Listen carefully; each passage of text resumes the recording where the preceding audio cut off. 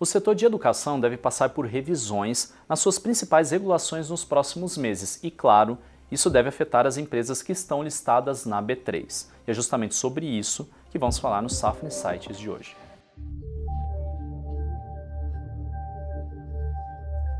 E para analisarmos o setor de educação na Bolsa, tenho aqui comigo o Ricardo Boiati, que é da equipe da Safra Corretora de Research, aqui da nossa corretora. Tudo bem, Boiati? Tudo bem, Thiago, você?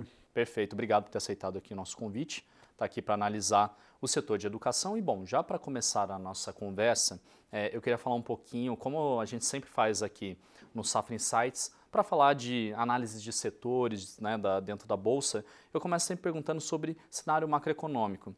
A gente já sabe, vivemos aí uma época de juros elevados, uma busca pelo controle da inflação aqui no país e tem a questão fiscal, né, que o governo busca equilibrar de um lado, mas de outro lado está complicado também de fazer essa balança ficar mais bem equalizada. Então, te pergunto, como que esse cenário macro hoje afeta realmente os resultados e o caminhar, o andar das empresas aí de educação no país? Para tentar resumir aqui, tá, o cenário macro, que acho que está todo mundo já discutindo com bastante intensidade há algum tempo, né? A gente tem um cenário de elevação de taxa de juros num ritmo bastante acelerado já há alguns meses, né?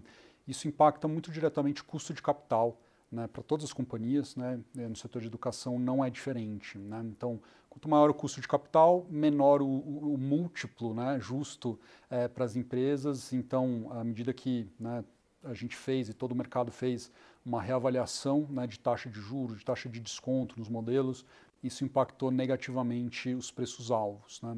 Não é só isso, né? Então, acho que o Banco Central ele vem adotando essa política mais restritiva, né, de crédito mais restritiva. Isso tem um impacto na economia, né? A intenção é desacelerar a economia para, consequentemente, desacelerar a inflação.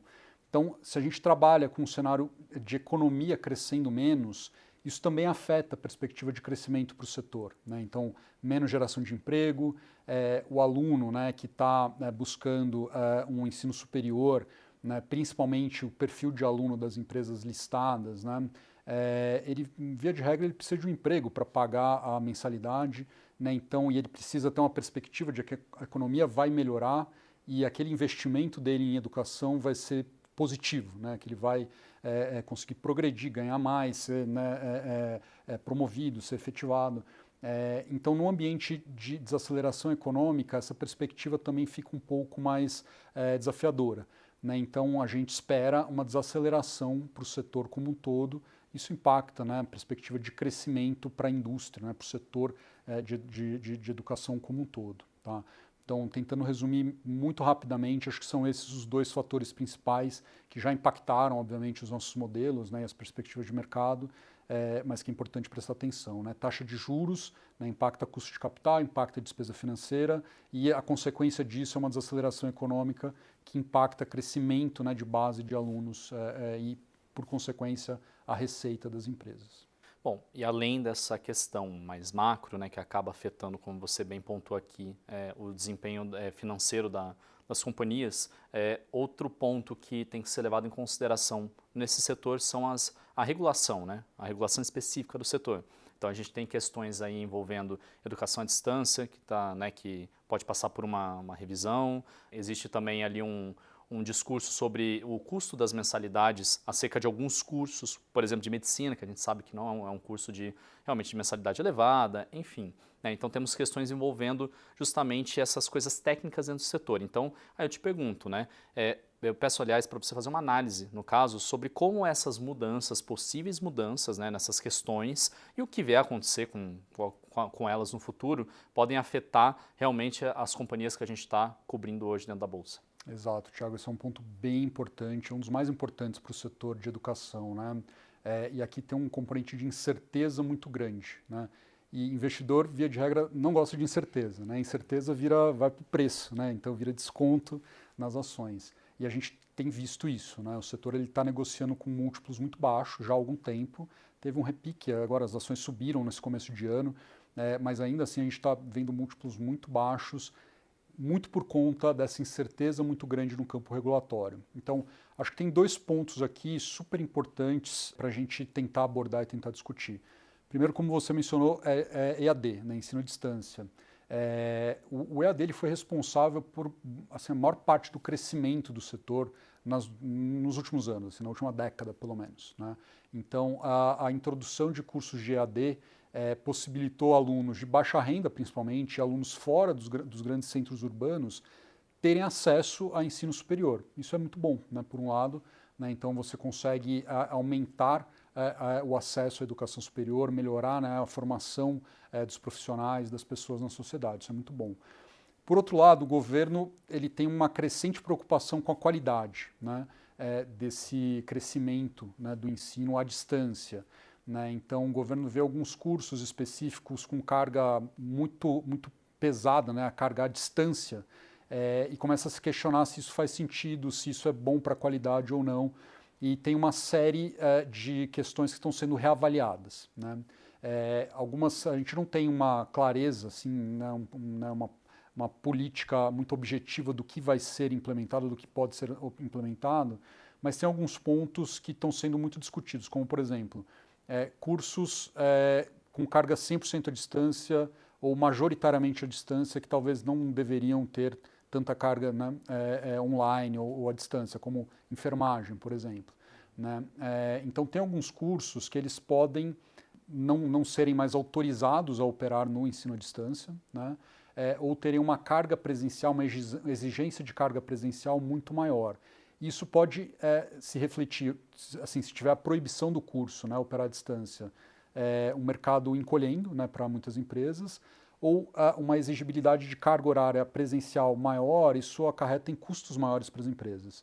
Né? Então, a gente vê uma perspectiva um pouco mais desafiadora para o ensino à distância à luz dessas possíveis mudanças regulatórias. Tem algumas outras questões, como, por exemplo, professor por aluno, né? Mudar a relação, colocar um limite, né, na relação de professor por aluno, isso também pode acarretar em custos maiores. Né? Então, para o EAD, tem muita coisa sendo discutida, a gente ainda não tem um plano de ação, então por isso a incerteza, né? É difícil fazer conta quando você tem uma incerteza muito grande, né? E por isso, né, uma boa parte do desconto que o setor vem negociando.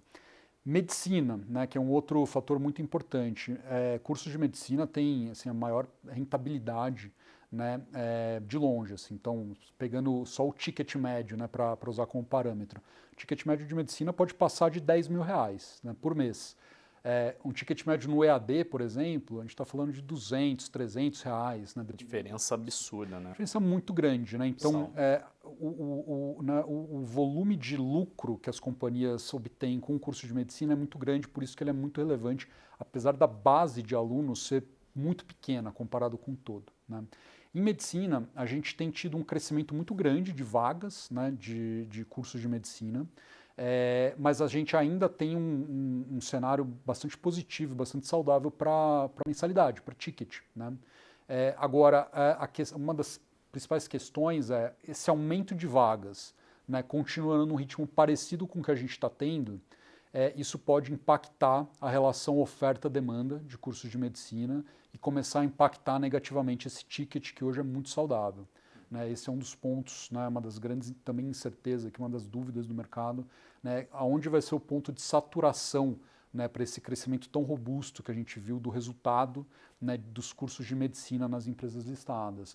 E tem algumas outras dúvidas também com relação a vagas pelo programa Mais Médicos, que é a principal, né, avenida ali para autorização, né, de vagas de cursos de medicina, vagas que acabam indo para a judicialização, né, e aí o judiciário decide, né, se a faculdade vai poder abrir ou não. Então, tem algumas nuances aqui relacionadas à abertura de novos cursos de medicina e quanto isso pode impactar ou não as empresas. Tá? Então, esse é um ponto bem importante. A gente ainda está num período aí de análises e de transformações e pode ter um desfecho positivo ou negativo, dependendo do desenrolar, né, das discussões. Tá, Thiago? E a gente tem alguma projeção, Boiati, de tempo, né? Eu sei que é muito difícil, são questões sensíveis que às vezes exigem um debate até, né, que vai até a sociedade, permeia Brasília. Existe aí uma projeção, a gente trabalha com um horizonte para que algumas dessas questões, se não todas, estejam meio que direcionadas ou resolvidas? é difícil apostar numa data, assim, ou num prazo. A gente acha que ao longo desse ano uma boa parte dessas questões devem estar encaminhadas. Tá? Na questão regulatória do EAD especificamente, eu acho que pode acontecer alguma coisa mais no curto prazo. Né? Então o governo colocou um prazo até março desse ano para suspensão de novos cursos de EAD, né, enquanto é feita toda a análise, os estudos, né, de impacto e tudo mais. Esse prazo foi prorrogado, era março, na verdade, foi prorrogado para março, para abril. Então a gente está provavelmente se aproximando de um desfecho. Em medicina, acho que é um pouco mais incerto, né? Até porque uma parte, né, como eu comentei, assim, uma parte depende desse equilíbrio entre oferta e demanda, né, de cursos de medicina. E aí depende de tantas outras variáveis que é muito difícil, né, você cravar ali, poxa, um ponto de inflexão, um timing, tá? Tá, beleza. Bom, já que a gente falou um pouquinho justamente sobre a regulação, agora eu queria ir um pouquinho para as empresas em si, né? A gente cobre aqui no banco, e aí me corrija se eu estiver errado, mas Edux, Anima, Cogna e Vitru, certo?